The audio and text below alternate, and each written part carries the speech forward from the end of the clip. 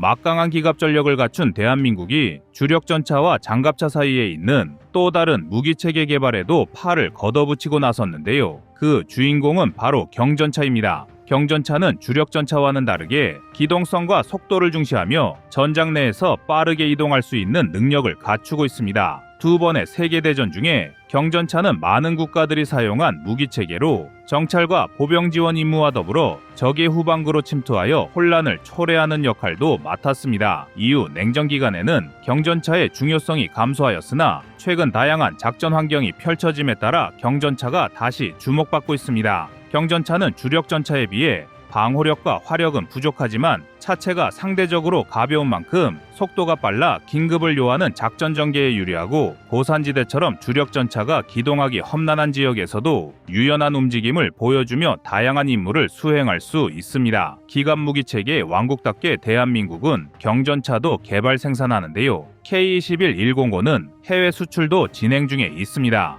그리고 또 하나의 국산 경전차 KMPF가 수출을 추진 중이라는 소식도 있습니다. 그래서 준비했습니다. 오늘은 새롭게 주목받는 경전차의 효용성과 한국 경전차의 수출 전망에 대해 알아보겠습니다. 여러분의 구독과 좋아요가 꺼리튜브 운영에 많은 힘이 됩니다.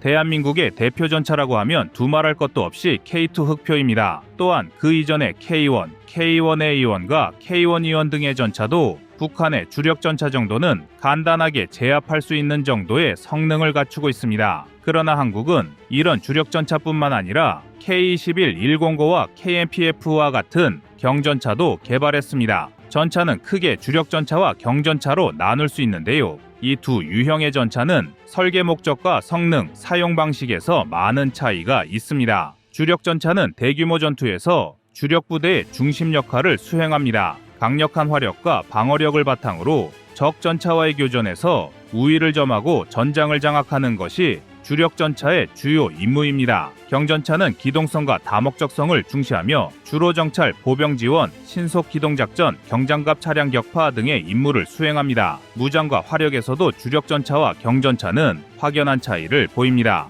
주력 전차는 120mm 이상의 대공형 주포를 탑재하고 있어 적 전차와 장갑차를 효과적으로 격파할 수 있는 강력한 화력을 제공합니다. 또한 다양한 보조 무장을 장착하여 다목적 전투를 지원합니다. 경전차는 상대적으로 소구경인 20mm에서 105mm 사이의 주포를 장착하고 있으며 보조 무장으로는 주로 기관총을 사용합니다. 방호력에서도 차이가 있는데요. 주력 전차가 두꺼운 복합 장갑을 갖추고 있어 적의 다양한 공격으로부터 높은 수준의 방어력을 제공하는데 반해 경전차는 무게를 줄이기 위해 경량화된 장갑을 사용합니다. 이런 특성은 기동성을 높이는 장점이 있지만 주력 전차에 비해 방호력이 약하다는 단점이 발생합니다. 따라서 경전차는 은폐와 기동을 통해 적의 공격을 회피하는 전술을 사용합니다. 그리고 기동성 측면에서 주력 전차는 무거운 장갑과 대공력 무장을 갖추고 있어 기동성이 떨어질 수 있지만 강력한 엔진을 통해 지형을 극복하고 안정적이고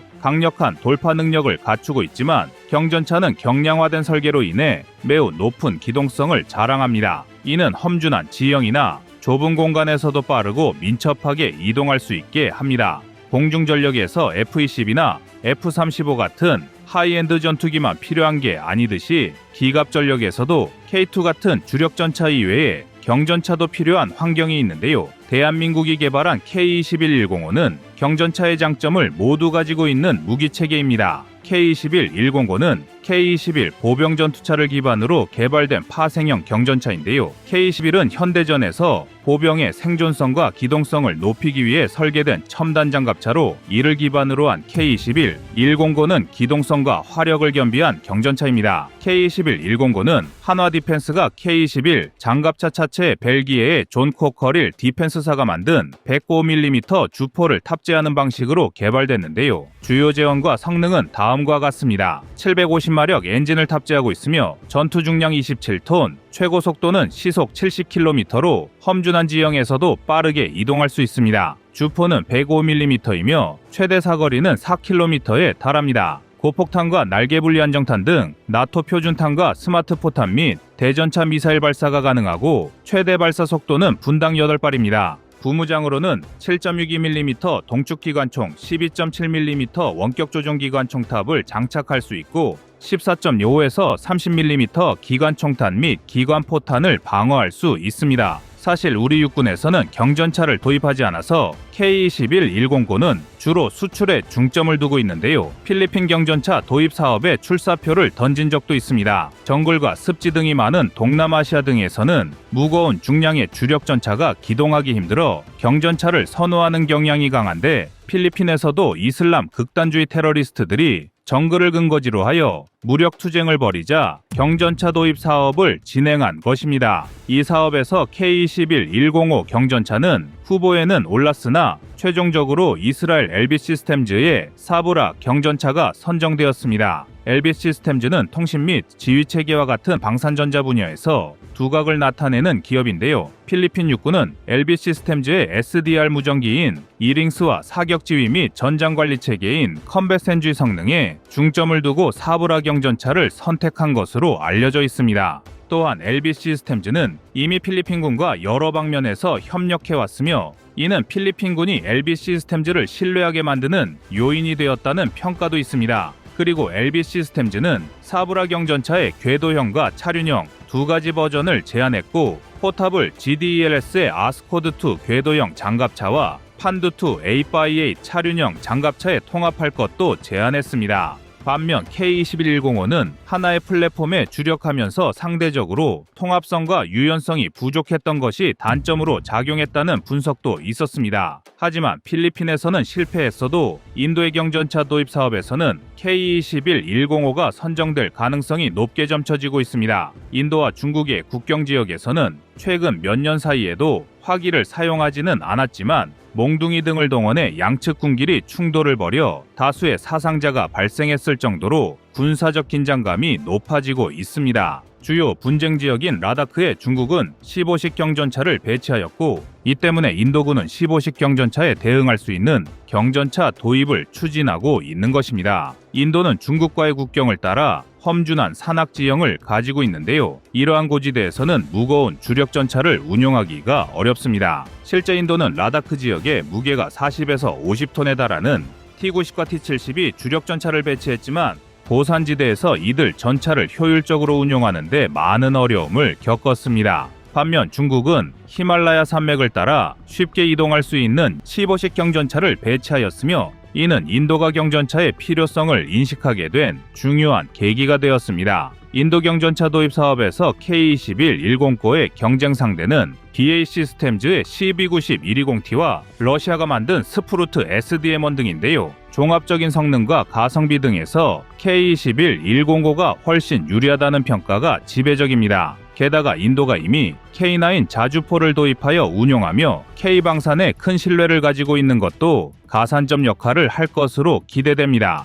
그런데 이런 소식이 전해지자 중국 관영 매체에서 K-21-105에 대해 조롱과 막말에 가까운 비난을 퍼부으며 발작하는 모습을 보여주기도 했습니다. 중국 매체는 K-21-105가 고지대에서 기동할 수 없지만 15식 경전차는 4,000m 고원에서 테스트를 마쳤다는 것을 강조했습니다. 15식 경전차가 고지대 기동에 자신감을 가지는 이유는 터보차저 기술을 채택했기 때문인데요. 터보차저 기술은 고도가 높아질 때 출력 감소를 최소화하는 특성을 가지고 있습니다. 하지만 K-21-105 경전차도 터보차저가 적용된 D840LX의 V10 엔진을 사용하여 고지대에서도 기동력을 충분히 유지할 수 있습니다. 또한 중국 매체는 K-21-105의 화력도 폄하했는데요. 이 역시 날죄 가깝습니다. K-21-105의 105mm 주포는 다양한 탄약을 발사할 수 있으며 사거리가 5km에 달하는 대전차 미사일 팔라릭 105도 발사할 수 있습니다.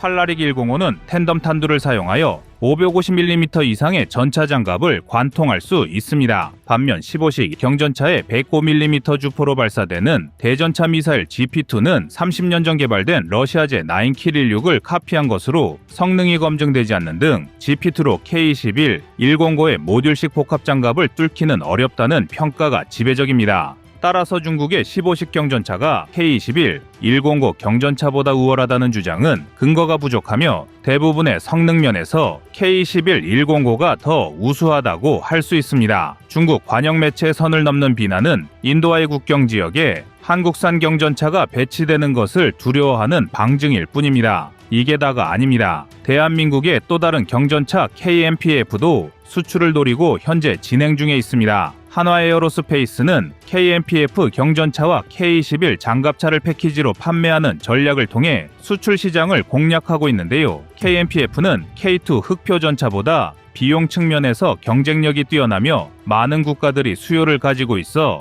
향후 주력 수출 상품이 될 가능성이 높습니다. 특히 라트비아와 같은 국가들을 주요 타겟으로 설정하여 수출 계약을 추진하고 있습니다. KMPF는 기존 K-21 장갑차의 차체를 기반으로 개발됐는데요. 115mm 저반동 고압 활강포를 탑재하고 있으며 한화 에어로스페이스가 개발한 자동장전 장치를 통해 승무원 수를 3명으로 유지하고 있습니다. 또한 11.7mm 원격 사격 통제 장비, 7.62mm 동축기관총, 미사일 경보 장치, 레이저 경보 장치, 위협 탐지 레이더, 이스라엘 IMI의 아이언피스트 능동 방어 장비를 장착하여 생존성을 높였습니다. 현재 KMPF가 가장 중점을 두고 있는 시장은 라트비아인데요. 약 4조 원 규모의 사업으로 알려져 있습니다. 라트비아는 장갑차와 경전차를 동시에 요구하고 있어서 KMPF와 K-21 장갑차를 패키지로 수출 계약을 진행 중입니다. 라트비아는 KMPF의 첫 번째 고객이 될 가능성이 높으며